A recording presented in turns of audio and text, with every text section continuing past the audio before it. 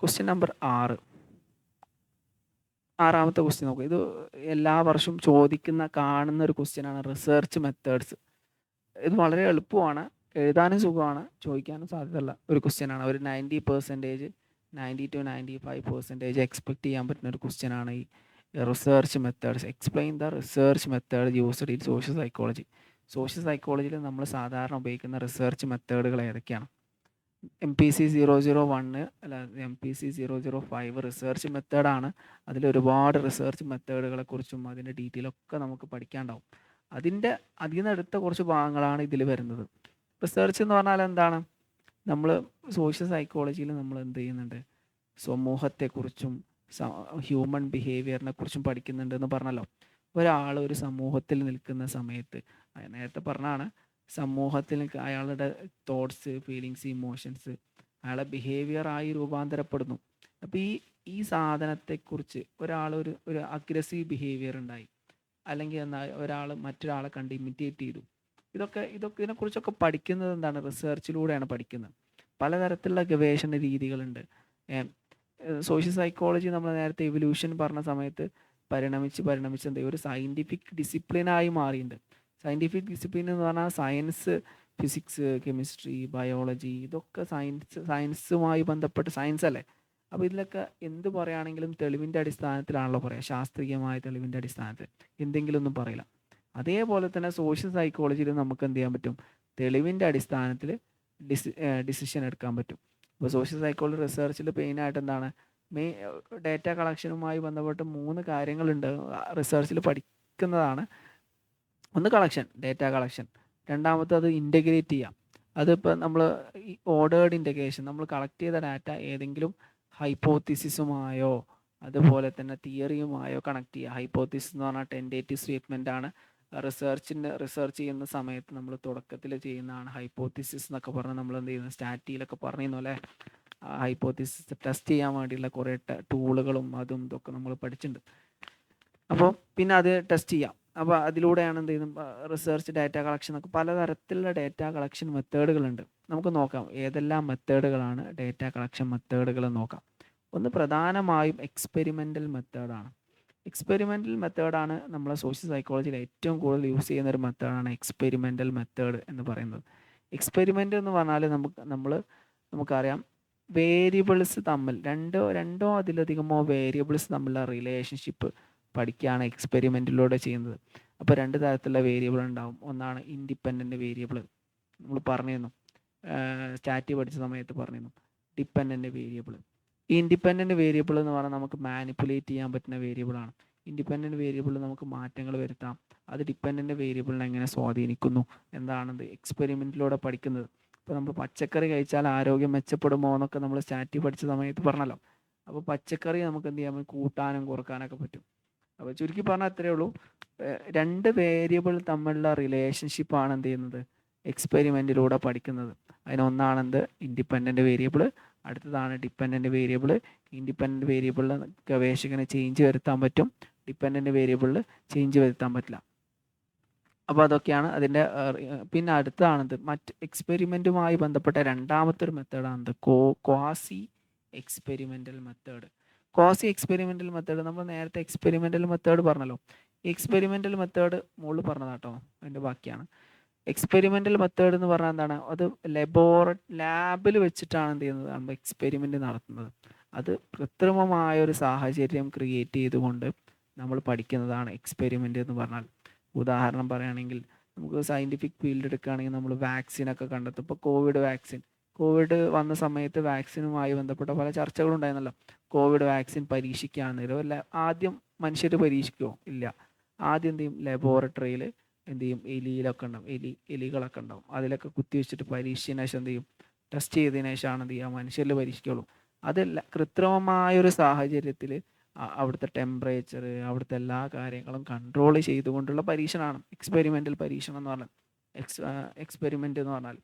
എന്നാൽ quasi experiment എന്ന് പറഞ്ഞാൽ റിയൽ ലൈഫ് സെറ്റിങ്സിൽ, നാച്ചുറൽ സെറ്റിങ്സിൽ നിൽക്കുന്ന പരീക്ഷണങ്ങളാണെന്ന് പറയാം. ക്വാസി എക്സ്പെരിമെൻ്റൽ എന്ന് പറയാം.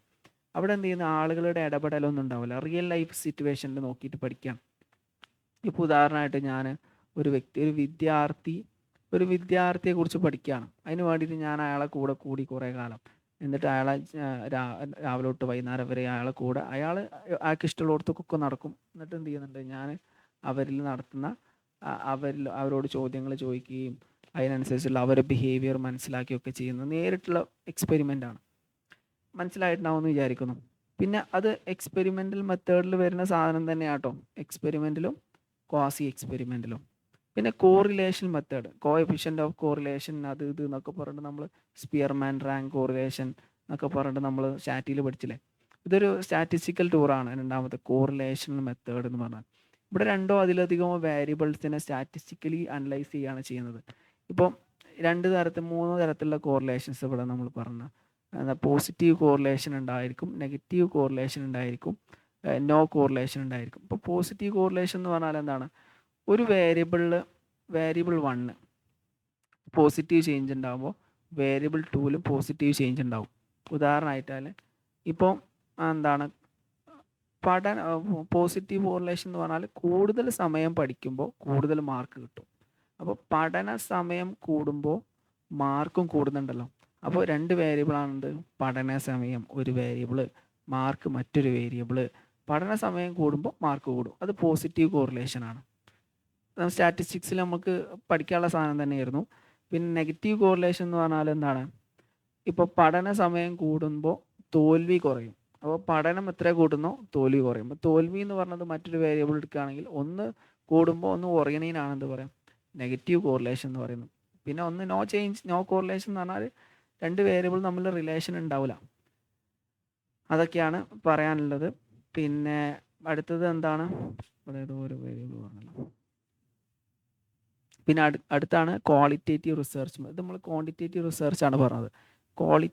Descriptive and qualitative research method. Qualitative research method എന്ന് പറഞ്ഞാൽ എന്താണ്, നമ്മൾ കാര്യങ്ങൾ വ്യാഖ്യാനിച്ച് മനസ്സിലാക്കുകയാണ് ക്വാളിറ്റേറ്റീവ് റിസർച്ചിൽ ചെയ്യുന്നത്. അതിൽ പ്രധാനപ്പെട്ട ഒന്നാണെന്ത്, ഒബ്സർവേഷണൽ മെത്തേഡ്. ഒബ്സർവേഷണൽ മെത്തേഡ് എന്ന് പറഞ്ഞാൽ നിരീക്ഷണം.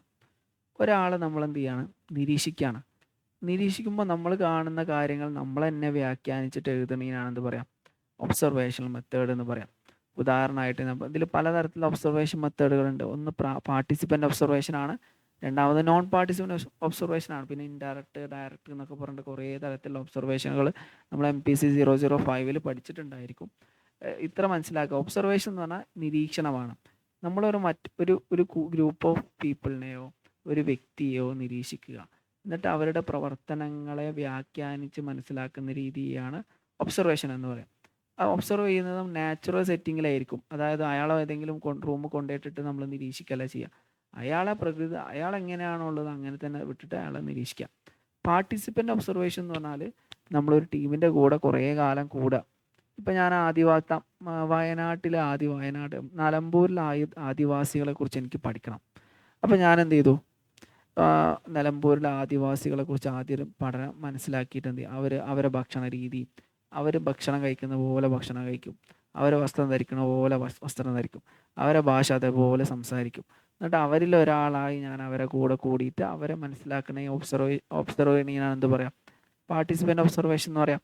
നോൺ പാർട്ടിസിപ്പൻ്റ് ഒബ്സർവേഷൻ എന്ന് പറഞ്ഞാൽ ഇപ്പോൾ ചില സാഹചര്യങ്ങളൊന്നും എന്ത് ചെയ്യാൻ പറ്റില്ല, നമുക്കൊരു ആളെ കൂടെ കൂടി പഠിക്കാൻ പറ്റില്ലല്ലോ. ഇപ്പോൾ ലഹരി ഉപയോഗത്തെക്കുറിച്ചുള്ള പഠനമാണ്, ഭ്രാന്തന്മാരെ കുറിച്ചുള്ള പഠനം, നമുക്ക് ഓരോ ഇടയിൽ പോയി നിന്ന് പഠിക്കാനൊന്നും പറ്റില്ല. അപ്പോൾ ഓരോന്ന് മാറി നിന്നിട്ട് പഠിക്കുക. അതിനാണോ നോൺ പാർട്ടിസിപ്പൻ്റ് ഒബ്സർവേഷൻ എന്ന് പറയാം. അതിൽ തന്നെ ഫോർമൽ ഒബ്സർവേഷനും ഇൻഫോർമൽ ഒബ്സർവേഷനും ഒക്കെ ഉണ്ട്. പിന്നെ മറ്റൊരു റിസർച്ച് മെത്തേഡാണ് എത്തനോഗ്രഫി. എത്തനോഗ്രഫി എന്ന് പറഞ്ഞാൽ മറ്റൊരു ക്വാളിറ്റേറ്റീവ് റിസർച്ച് മെത്തേഡാണ്. പിന്നെ നമ്മൾ റിസർച്ച് പഠിച്ച സമയത്ത് പഠിച്ചിട്ടുണ്ടായിരിക്കും റിസർച്ചുകൾ 2 തരത്തിലാണ്. ഒന്നെന്താണ്, ക്വാളിറ്റേറ്റീവ് റിസർച്ച്, രണ്ടാമത്താണത് ക്വാണ്ടിറ്റേറ്റീവ് റിസർച്ച്. ക്വാണ്ടിറ്റേറ്റീവ് റിസർച്ച് എന്ന് പറഞ്ഞാൽ അത് ന്യൂമറിക്കൽ വാല്യൂസ്, നമുക്ക് എണ്ണിത്തിട്ടപ്പെടുത്താൻ കഴിയുന്ന, ശാസ്ത്രീയമായിട്ട് വിശദീകരിക്കാൻ കഴിയുന്ന റിസർച്ച് മെത്തേഡാണെന്ത്, ക്വാണ്ടിറ്റേറ്റീവ് റിസർച്ച്. ഇവിടെ നമ്പേഴ്സിനും വാല്യൂസിനൊക്കെ ഭയങ്കര പ്രാധാന്യമാണ്. ഇപ്പോൾ നമ്മൾ സ്റ്റാറ്റിയിൽ ഒരുപാട് മെത്തേഡുകൾ പഠിച്ചില്ലേ, അതൊക്കെ എന്താണ്, ക്വാണ്ടിറ്റേറ്റീവ് റിസർച്ചാണ്. ന്യൂമറിക്കൽ വാല്യൂവിലാണ് ആ സാധനം എക്സ്പ്ലെയിൻ ചെയ്യുന്നത്. ക്വാളിറ്റേറ്റീവ് റിസർച്ച് എന്ന് പറഞ്ഞാൽ നമ്മൾ കാര്യങ്ങൾ വ്യാഖ്യാനിച്ച് മനസ്സിലാക്കുക ചെയ്യുന്നത്. നമ്മൾ ചുറ്റുപാടും കാണുന്ന വിഷയങ്ങളെ നമ്മൾ വ്യാഖ്യാനിച്ച് ഗവേഷകൻ്റെ കാഴ്ചപ്പാടനുസരിച്ച് വിശദീകരിക്കുന്നതിന് എന്തു പറയും, ക്വാളിറ്റേറ്റീവ് മെത്തേഡ് എന്ന് പറയും. അതിലൊന്നാണ് നമ്മൾ നേരത്തെ പറഞ്ഞ പോലെ ഒബ്സർവേഷൻ മെത്തേഡ്. രണ്ടാമത്തേതാണത് എത്തനോഗ്രഫി. എത്തനോഗ്രഫി എന്ന് പറഞ്ഞാൽ ഒരു സൊസൈറ്റീൻ്റെ കൾച്ചറിനെ കുറിച്ച് പഠിക്കുന്നതിനാണെന്ന് പറയാം എത്തനോഗ്രഫി എന്ന് പറയാം. എത്തനോഗ്രഫി എന്താണ്? ഇപ്പോൾ ഒരു സൊസൈറ്റി, അവരുടെ കൾച്ചർ, അവരുടെ വിശ്വാസങ്ങൾ, ആചാരങ്ങൾ, അനുഷ്ഠാനങ്ങൾ മൊത്തത്തിൽ പഠിക്കാം. അതിന് എത്തനോഗ്രഫി എന്ന് പറയും. രണ്ട് പേഴ്സ്പെക്റ്റീവ് ഉണ്ട്. രണ്ട് തരത്തിൽ നമുക്ക് എന്ത് ചെയ്യാൻ പറ്റും? എത്തനോഗ്രഫിക് സ്റ്റഡി നടത്താൻ പറ്റും. ഒന്നാണെന്ത്? എമിക് പേഴ്സ്പെക്റ്റീവ്. എമിക് പേഴ്സ്പെക്റ്റീവ് എന്ന് പറഞ്ഞാൽ അവരെ എന്താണ് the way members of the culture perceive there world. ഇപ്പോൾ ഒരു ഗ്രൂപ്പ് ഓഫ് പീപ്പിൾ അവരെങ്ങനെയാണ് മനസ്സിലാക്കുന്നത്? ഇപ്പോൾ ഞാനൊരു നിലമ്പൂരിലെ ആദിവാസികളെ കുറിച്ച് പഠിക്കുകയാണ്. അപ്പം നിലമ്പൂരിലെ ആദിവാസികൾ അവരെക്കുറിച്ച് എങ്ങനെയാണ് മനസ്സിലാക്കുന്നത് എന്ന പേഴ്സ്പെക്റ്റീവിൽ എന്ത് ചെയ്യാം, അവരിൽ ഒരാളായിക്കൊണ്ട് എന്ത് ചെയ്യാൻ പറ്റും? അവരെ നിരീക്ഷിക്കാൻ പറ്റും. അതൊരു പേഴ്സ്പെക്റ്റീവാണ്. പിന്നെ അടുത്തതാണ് എത്തിക് പേഴ്സ്പെക്റ്റീവ്. ഇത് പുറത്തുള്ള ഔട്ട്സൈഡറായിട്ട് ഒരാളെ നിരീക്ഷിച്ചു കൊണ്ട് പഠിക്കാൻ പറ്റും. അവരിൽ ഒരാളല്ലാതെ ഔട്ട്സൈഡറായിട്ടുള്ള പരീക്ഷണം. അങ്ങനെ രണ്ട് തരത്തിലുള്ള എക്സ്പെരിമെൻ്റൽ മെത്തേഡുകളാണ്. പിന്നെ മറ്റൊന്നാണെന്ത്? Advanced analytic method. കുറച്ചും കൂടെ അഡ്വാൻസ്ഡ് ആയിട്ടുള്ള മെത്തേഡാണെന്ത്? Meta analysis. മെറ്റാ അനാലിസിസ് എന്ന് പറഞ്ഞാൽ ഒരുപാട് എക്സ്പെരിമെൻ്റൽ ഫൈൻഡിങ്സ് ഒരുമിച്ച് കൂടിക്കൊണ്ട് കുറേ ഡേറ്റാസ് കളക്ട് ചെയ്തുകൊണ്ട് ലാർജ് നമ്പർ ഓഫ് ഡേറ്റാസ്, ഒരുപാട് പഠനങ്ങൾ ഉണ്ടായിരിക്കുമല്ലോ അല്ലേ? ഇപ്പം നമുക്ക് ഫോർ എക്സാമ്പിൾ ഇപ്പോൾ എമിലി ദർക്കേമിൻ്റെ ഒരു പഠനമാണെന്ത്? സൂയിസൈഡിന് കാരണം സൊസൈറ്റിയാണ്. അപ്പോൾ സൂയിസൈഡിന് കാരണം സൊസൈറ്റി ആണെന്നുള്ള പഠനം ഉണ്ടായിരിക്കും. സൂയിസൈഡിന് കാരണം എന്താണ്? ഹ്യൂമൻ തോട്ട്സ്, ഹ്യൂമൻ ഫീലിങ്സ് ആണെന്ന് പറഞ്ഞ വേറെ പഠനം ഉണ്ടായിരിക്കും. അതുപോലെ ഇപ്പം അങ്ങനെ കുറേ സൂയിസൈഡിനെ തന്നെ എന്തുണ്ട്? സെലിബ്രിറ്റി സൂയിസൈഡ് എന്നൊക്കെ പറഞ്ഞിട്ട് കുറേ സാധനങ്ങളുണ്ട്. സെലിബ്രിറ്റികൾ മരിക്കുന്ന സമയത്ത് ആൾക്കാർ സൂയിസൈഡ് ചെയ്യുന്നു. അപ്പോൾ ഒരു സൂയിസൈഡ് എന്ന് പറയുന്ന ഒരു സാധനത്തിന് തന്നെ വെച്ചിട്ട് എന്ത് ചെയ്യാൻ പറ്റും? കുറേ പഠനങ്ങളുണ്ടാവും. എല്ലാം കൂടെ മിക്സ് ചെയ്തിട്ട് അനലൈസ് ചെയ്യണതിനാണ് മെറ്റാ അനാലിസിസ് എന്ന് പറയാം. അപ്പോൾ ഇതൊക്കെ എന്താണ്? വ്യത്യസ്ത തരത്തിലുള്ള റിസർച്ച് മെത്തേഡുകളാണ്. ഇത് ഉപയോഗിച്ചുകൊണ്ട് എന്ത് ചെയ്യാൻ പറ്റും? നമുക്ക് സോഷ്യൽ സൈക്കോളജിയിലെ പഠനങ്ങൾ നടത്താൻ പറ്റും. ഇതേ ക്വസ്റ്റ്യൻ തന്നെയാണ് 7ാമത്തെ ക്വസ്റ്റ്യനും, methods of analysis in social psychology. ഇനി നമുക്ക് 8ാമത്തെ ക്വസ്റ്റ്യനിലേക്ക് പോവാം. 8ാമത്തെ ക്വസ്റ്റ്യൻ പ്രധാനപ്പെട്ടതാണ്. എത്തനോഗ്രഫിയാണ്. നമ്മൾ നേരത്തെ തൊട്ട് മുകളിൽ പറഞ്ഞ കാര്യങ്ങൾ തന്നെയാണ്, പക്ഷേ അതിൽ കുറച്ചധികം കാര്യങ്ങൾ പറയുന്നതുകൊണ്ട് നമുക്കത് വിശദീകരിക്കേണ്ടതുണ്ട്. Describe ethnography. എത്തനോഗ്രഫി എന്ന് പറഞ്ഞാൽ എന്താണ്? അതിൻ്റെ methods, evaluation of the same. അതെങ്ങനെയാണ് ഇവാലുവേറ്റ് ചെയ്യുക? എത്തനോഗ്രഫി എന്ന് പറഞ്ഞാൽ എന്താണെന്ന് നോക്കാം. അതൊരു ക്വാളിറ്റേറ്റീവ് മെത്തേഡാണ്. നമ്മൾ പറഞ്ഞു ക്വാളിറ്റേറ്റീവ് മെത്തേഡ് എന്ന് പറഞ്ഞാൽ എന്താണ്? ഒരു വിഷയത്തെ വ്യാഖ്യാനിച്ച് മനസ്സിലാക്കുന്നതിനാണ് എന്ത് പറയാം? എത്തനോഗ്രഫി എന്ന് പറയാം. പിന്നെ അതെങ്ങനെ, ആ വാക്ക് എങ്ങനെ വന്നു എന്നൊക്കെയാണ് ഇവിടെ പറയുന്നത്. എന്താണ്? Writing about people. എത്തനോസ് എന്ന് പറഞ്ഞ വാക്ക് അവിടെ പീപ്പിൾ എന്നാണ് അർത്ഥം. ഗ്രഫിയ എന്ന് പറഞ്ഞാൽ റൈറ്റിംഗ് എന്നാണ് അർത്ഥം. അങ്ങനെയൊക്കെ ഓരോ വാക്കുകളുണ്ട്, അതൊക്കെ ഡെവലപ്പ് ചെയ്ത് വന്നിട്ട്. അപ്പോൾ എത്തനോഗ്രഫി എന്ന് പറഞ്ഞാൽ സിമ്പിളായിട്ട് എന്താ പറഞ്ഞ് നോക്കാം. ഒരു ഗ്രൂപ്പത്തിൻ്റെ ഒരു കൂട്ടം ആളുകളെ കസ്റ്റം, അവരുടെ ബിലീഫ്സ്, അവരുടെ ബിഹേവിയർ, അവരുടെ ആചാരങ്ങൾ, അനുഷ്ഠാനങ്ങൾ, വിശ്വാസ രീതികൾ, ചടങ്ങുകൾ എല്ലാം ഫീൽഡ് വർക്കിലൂടെ പഠനം നടത്തി ശേഖരിക്കുന്നതിനെയാണ് എന്ത് പറയാം? എത്തനോഗ്രഫി എന്ന് പറയാം. പ്രധാനമായും പഴയ കാലത്തെ ശാസ്ത്രജ്ഞന്മാർ രണ്ട് തരത്തിലായിരുന്നു. ഒന്ന് ബുക്ക് വ്യൂ പേഴ്സ്പെക്റ്റീവ് ഉള്ള ആൾക്കാരുണ്ട്, മറ്റൊന്ന് ഫീൽഡ് വ്യൂ പേഴ്സ്പെക്റ്റീവ് ഉള്ള ആൾക്കാരുണ്ട്. ഈ ബുക്ക് വ്യൂ പേഴ്സ്പെക്റ്റീവ് ഉള്ള ആൾക്കാരുടെ പണി എന്താണെന്ന് വെച്ചാൽ പുസ്തകം വായിച്ചിട്ടാണ് എന്ത് ചെയ്യുക? ഇവർ ഒരു വിഷയത്തെക്കുറിച്ച് മനസ്സിലാക്കുക. അവർ ആം ചെയർ സോഷ്യോളജിസ്റ്റ് എന്നൊക്കെ പറഞ്ഞിട്ട് പറയാറുണ്ട്. അതുപോലെ ഫീൽഡ് വ്യൂ സോഷ്യോളജി, ഒരു ഫീൽഡ് ചെന്നിട്ടായിരിക്കും എന്ത് ചെയ്യുക? ഒരു സ്ഥലത്ത് പോയി കഴിഞ്ഞിട്ട് അവിടെ പഠിക്കുക. നേരിട്ട് കണ്ട് പഠിക്കുന്ന ആൾക്കാരാണ് ഫീൽഡ് വർക്കിൻ്റെ ആൾക്കാർ. അപ്പോൾ ഇതൊക്കെ എന്ത് ചെയ്യുന്നുണ്ട്? കൾച്ചറുമായി ബന്ധപ്പെട്ട കാര്യങ്ങൾ ഇവരെന്ത് ചെയ്യുന്നുണ്ട്? ഡിസ്കവർ ചെയ്യുന്നുണ്ട്. ഇവർ പഠിക്കുന്നതൊക്കെ എങ്ങനെയൊക്കെ ഇവരുടെ നാച്ചുറൽ സെറ്റിങ്ങിൽ പോയിട്ട്, അതായത് നമ്മളൊരു കൃത്രിമ സാഹചര്യം ഉണ്ടാക്കാതെ അവരുടെ തന്നെ പോയിട്ടാണ് എന്ത് ചെയ്യുക? പഠിക്കുക. പിന്നെ ഈ എത്തനോഗ്രഫി എന്ന് പറഞ്ഞ വാക്ക് മെയിനായിട്ട് ആന്ത്രോപോളജിയും സോഷ്യോളജിയിലൊക്കെയാണ് ഇതിൻ്റെ ബേസ് വരുന്നത്. പിന്നെ റിസർച്ച് മെത്തേഡുകൾ, എക്സ്പ്ലോറേറ്ററി റിസർച്ച് മെത്തേഡുകൾ യൂസ് ചെയ്യും. ഇപ്പോൾ നമ്മൾ ഒരു പ്രൊജക്റ്റ് ചെയ്യുന്ന സമയത്ത് നിങ്ങൾ സ്കൂളിലും കോളേജിലൊക്കെ ചെയ്തിട്ടുണ്ടാവും. അപ്പോൾ ഡിഗ്രിക്കൊക്കെ നിങ്ങൾ പ്രൊജക്റ്റ് ചെയ്തിട്ടുണ്ടാവുമല്ലോ. അപ്പോൾ പ്രൊജക്റ്റ് വർക്കിന് വേണ്ടിയിട്ട് നമുക്ക് എന്ത് ചെയ്യും? റിസർച്ച് മെത്തേഡുകൾ ഒക്കെ ഓരോന്നിനും ഓരോ എക്സ്പ്ലോറേറ്ററി റിസർച്ച്, ഡിസ്ക്രിപ്റ്റീവ് റിസർച്ച് എന്നൊക്കെ പറഞ്ഞ കുറേ സാധനങ്ങളുണ്ട്. അത് നമ്മൾ MPC 00 പഠിച്ചതാണ്. റിസർച്ചുമായി ബന്ധപ്പെട്ട കാര്യങ്ങളൊക്കെ അതിലെയാണ് ചർച്ച ചെയ്യുന്നത്. ഈ റിസർച്ചൊക്കെ എന്തിൽ വരുന്നതാണ്? എക്സ്പ്ലോറേറ്ററി റിസർച്ചാണ് എന്തിൽ യൂസ് ചെയ്യുന്നത്? ഈ എത്തനോഗ്രഫിയിൽ യൂസ് ചെയ്യുന്നത്. പിന്നെ പലതരത്തിലുള്ള വ്യത്യസ്ത മേഖലകൾ, പിന്നെ ഇതിൻ്റെ കീ സവിശേഷതകൾ, ഡേറ്റ സോഴ്സസ്. ഈ എത്തനോഗ്രഫി വിവരങ്ങൾ ശേഖരിക്കുന്നത് ഇൻ്റർവ്യൂ ഉപയോഗിച്ചിട്ടോ ഒബ്സർവേഷൻ മെത്തേഡ് ഉപയോഗിച്ചിട്ടോ അതുപോലെ കോൺവെർസേഷനിലൂടെയോ ഗവൺമെൻറ് അല്ലെങ്കിൽ NGOസിൻ്റെ ഒക്കെ ഡോക്യുമെൻ്റ് ഉപയോഗിച്ചിട്ടൊക്കെയാണ് എന്ത് ചെയ്യുക, വിവരങ്ങൾ അവർ കളക്ട് ചെയ്യുക.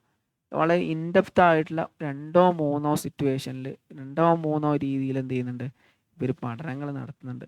അൺസ്ട്രക്ചേർഡ് ആയിട്ടുള്ള ഒരു ഒരു സ്പെസിഫിക് ഫോക്കസ് ഒന്നും ഇവർക്ക് ഉണ്ടാവില്ല. വ്യത്യസ്ത മേഖലയിലൂടെ വ്യത്യസ്ത സ്റ്റേജുകളിലൂടെ ഡേറ്റ കളക്ട് ചെയ്യാൻ ഈ എത്തനോഗ്രഫി പേഴ്സൺ എന്ത് ചെയ്യുന്നുണ്ട്, പഠിക്കുന്നുണ്ട്. മെയിനായിട്ട് പാർട്ടിസിപ്പൻ്റ് ഒബ്സർവേഷൻ ആണ് ഏറ്റവും നല്ല മെത്തേഡായിട്ട് എത്തനോഗ്രഫിയിൽ യൂസ് ചെയ്യുന്നത്. പിന്നെ സ്റ്റെപ്സ് ഉണ്ടായിരിക്കും.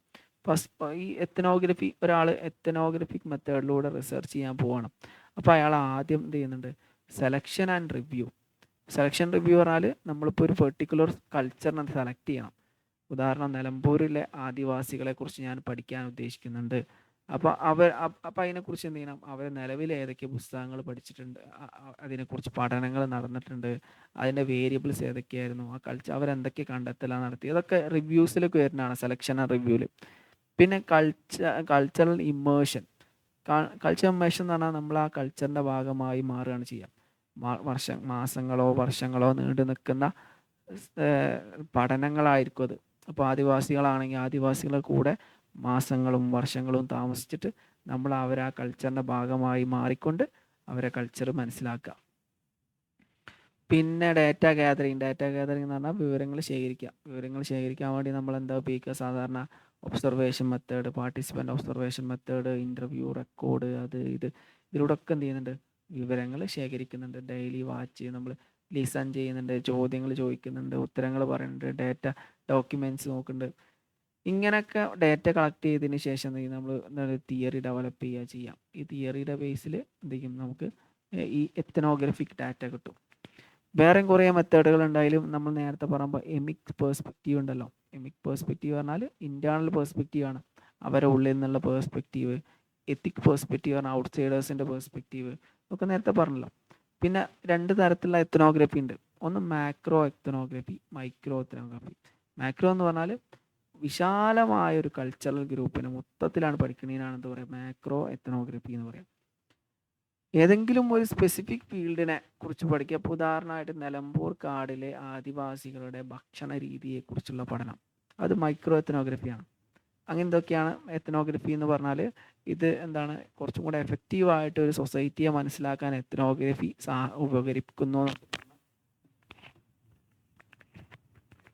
ഉപകരിക്കുന്നുണ്ട്. ഓക്കെ, എത്തനോഗ്രഫിക് ഡാറ്റ ഉപയോഗിച്ചുകൊണ്ട് ആളുകളെ അല്ലെങ്കിൽ ഒരു സൊസൈറ്റിയെ നന്നായി മനസ്സിലാക്കാൻ സാധിക്കും.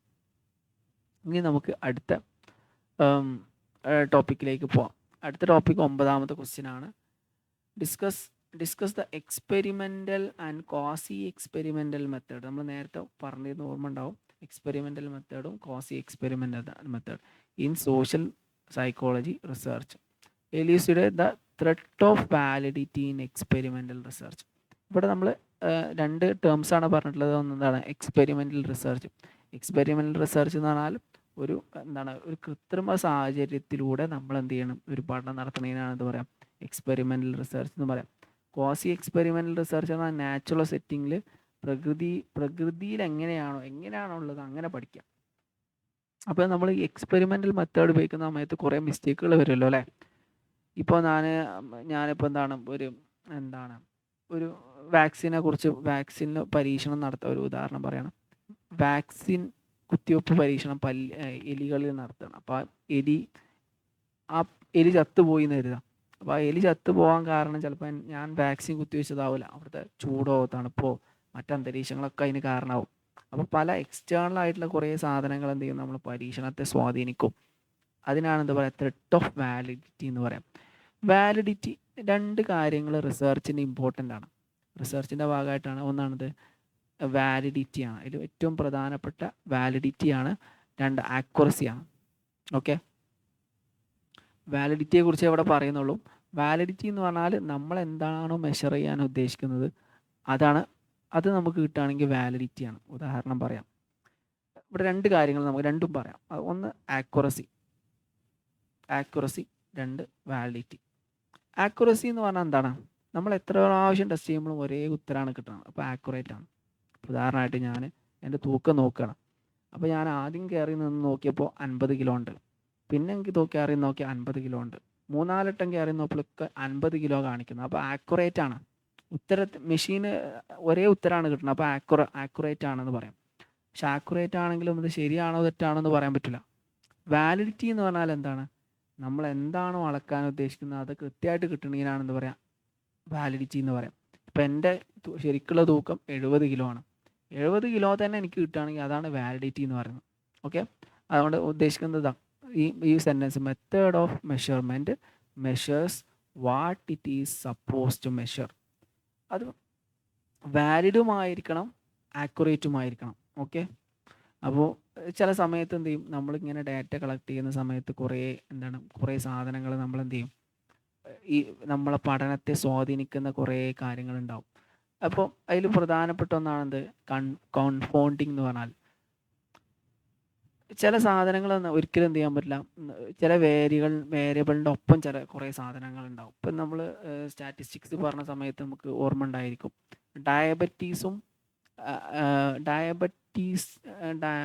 പ്രമേഹ രോഗവും ബാങ്ക് ബാലൻസും തമ്മിലുള്ള കോറിലേഷനെ കുറിച്ച് നമ്മളതൊരു ഉദാഹരണം പറയുന്നു അല്ലേ. പ്രമേഹ രോഗം കൊളസ്ട്രോളിൽ കൂടുന്നതിനനുസരിച്ച് ബാങ്ക് ബാലൻസ് കൂടും എന്ന് നമ്മളന്ന് പറഞ്ഞു. ഒരു എററൊക്കെ പറഞ്ഞ എന്താണ്, എറർ ഓഫ് ടെസ്റ്റിംഗ് എന്നൊക്കെ പറഞ്ഞിട്ട് അന്ന് പറഞ്ഞിരുന്നു. ഏതായാലും ഓർമ്മ അല്ലെങ്കിൽ അത് വേണ്ട, ഇങ്ങോട്ട് ശ്രദ്ധിക്കുക.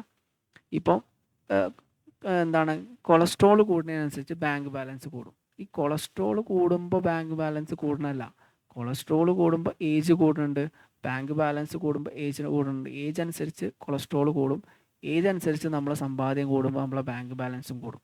അപ്പോൾ ഈ കൊളസ്ട്രോളിൻ്റെയും ബാങ്ക് ബാലൻസിൻ്റെയും കൂടെ ഒരു ഇൻവിസിബിൾ ആയിട്ടുള്ളൊരു വേരിയബിൾ എന്നുണ്ട്, ഏജ് എന്ന് പറഞ്ഞ വേരിയബിൾ ഉണ്ട്. ഇത് നമുക്ക് ഒരിക്കലും സെപ്പറേറ്റ് ചെയ്യാൻ കഴിയാത്ത വേരിയബിളാണ്.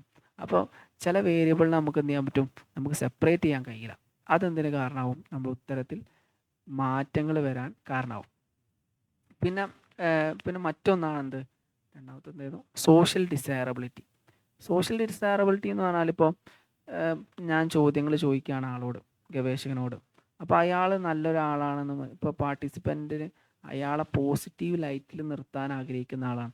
ഇപ്പോൾ ഞാൻ ഒരു മുഴുകുടിയനാണ്, അയാളോട് ചോദിക്കുകയാണ്, നിങ്ങൾ മദ്യപിക്കാറുണ്ടോ? അപ്പം ആളുകളൊക്കെ അറിയുന്നതല്ലേ, സമൂഹത്തിൽ അദ്ദേഹത്തിന് ഒരു പദവി കിട്ടാൻ വേണ്ടി അയാൾ പറയുകയാണെന്ത്, ഞാൻ കുടിക്കാറില്ല. അപ്പോൾ സമൂഹത്തിൽ പദവി ലഭിക്കുന്നതിനും അയാൾക്കൊരു പോസിറ്റീവായിട്ടുള്ളൊരു ഇത് കിട്ടുന്നതിനും വേണ്ടിയിട്ട് എന്ത് ചെയ്യും, ചില പാർട്ടിസിപ്പൻസ് എന്ത് ചെയ്യും, പറയുന്ന കാര്യങ്ങൾ നെഗറ്റീവായിട്ട് ഇതിനെ ഇമ്പാക്റ്റ് ചെയ്യും. പിന്നെ ഡിമാൻഡ് ഹൈപ്പോത്തിസിസ്. ഇപ്പോൾ എന്താണ്, ഇപ്പോൾ ചില പഠനങ്ങൾ നടത്തുന്ന സമയത്ത് നമ്മൾ എന്തിനെക്കുറിച്ചാണ് പഠിക്കുന്നത് എന്ന് ചോദ്യം ചോദിക്കുന്ന ആൾക്ക് മനസ്സിലാവും, അല്ലെങ്കിൽ നമ്മൾ പഠിക്കുന്ന ആൾക്ക് മനസ്സിലാവും, പഠിക്കുന്ന ആൾക്കാർ ആരെന്നാ വിവരം ശേഖരിക്കുന്ന അയാൾക്ക് മനസ്സിലാവും.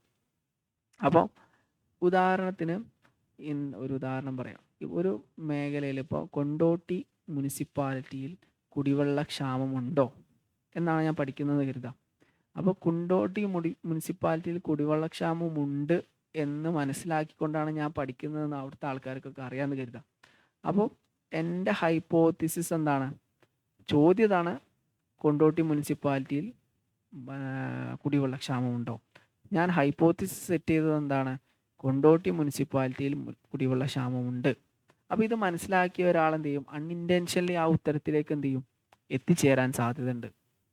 പിന്നെ എക്സ്പെക്റ്റൻസി, അതായത് ഞാൻ ഗവേഷകനാണ്, ഞാൻ ഡേറ്റ കളക്ട് ചെയ്യുമ്പോൾ എനിക്ക് കുറേ എക്സ്പെക്റ്റേഷൻ ഉണ്ടാവും. എൻ്റെ എക്സ്പെക്റ്റേഷൻ അനുസരിച്ച് എന്ത് ചെയ്യും, അറിയാതെ എന്ത് ചെയ്യും, എൻ്റെ പ്രതീക്ഷകൾ എൻ്റെ വ്യാഖ്യാനത്തിൽ ഉൾക്കൊള്ളും. ഉദാഹരണം പറയാം, ഇപ്പോൾ മദ്യപാനികളെ കുറിച്ചുള്ള പഠനമാണ്.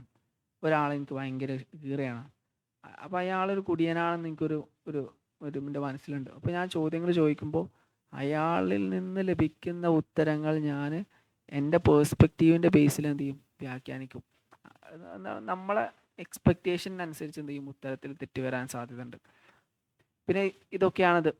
അപ്പോൾ പിന്നെ ഇങ്ങനെ തെറ്റ് വരാതിരിക്കാൻ, ആക്യുറേറ്റ് ആവാൻ, വാലിഡ് ആവാൻ വേണ്ടി ചെയ്യേണ്ട കാര്യങ്ങൾ, ഒന്നാമത്തത് ഒരു കവർ സ്റ്റോറി കൊടുക്കാം. ഇപ്പോൾ ഉദാഹരണമായിട്ട് എന്താണ്,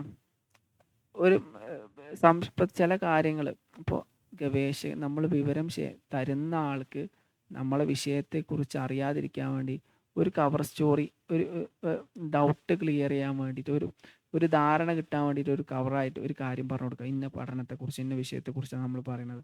അതിലൂടെ എന്ത് ചെയ്യുന്നുണ്ട്, നമ്മളുടെ പഠന വിഷയത്തിൽ, ഡേറ്റ കളക്ട് ചെയ്യുന്ന വിഷയത്തിൽ തെറ്റ് സംഭവിക്കാതിരിക്കാൻ വേണ്ടിയിട്ട് അങ്ങനെ ചെയ്യുന്നത്, ഒരു വിശദീകരണം നമ്മൾ കൊടുക്കുന്നത്.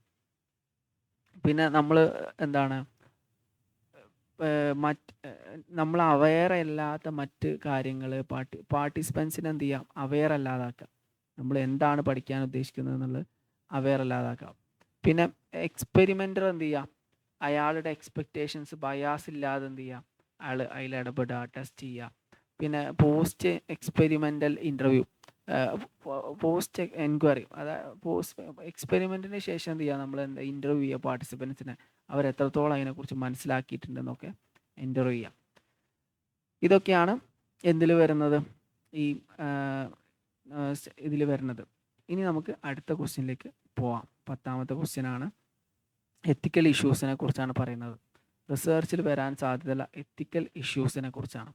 ഒരാൾ ഗവേഷണം ചെയ്യുന്ന സമയത്ത് നമ്മൾ സൊസൈറ്റിയെക്കുറിച്ചാണ് പഠിക്കുന്നത്, മനുഷ്യനെക്കുറിച്ചാണ് പഠിക്കുന്നത്.